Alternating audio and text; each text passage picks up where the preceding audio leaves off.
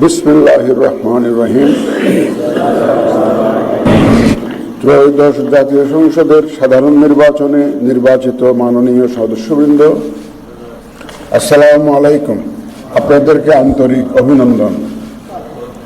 এখন আপনাদেরকে শপথ বাক্য পাঠ করানো হবে।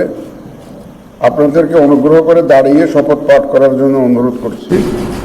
উল্লেখ্য যে আমি শব্দটি উচ্চারণের পর মাননীয় সংসদ সদস্যগণ ডট চিহ্নিত স্থানে নিজের নাম পাঠ করবেন। আমি সংসদ সদস্য নির্বাচিত হইয়া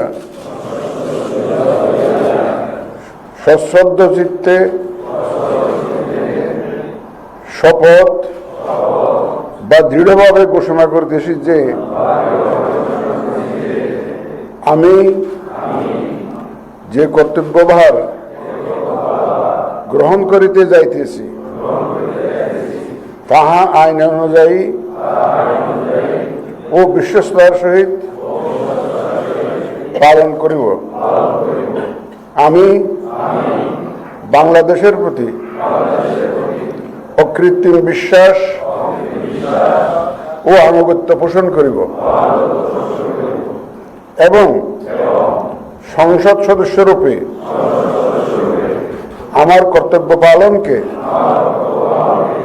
ব্যক্তিগত স্বার্থের দ্বারা প্রভাবিত হইতে দিব না। ধন্যবাদ।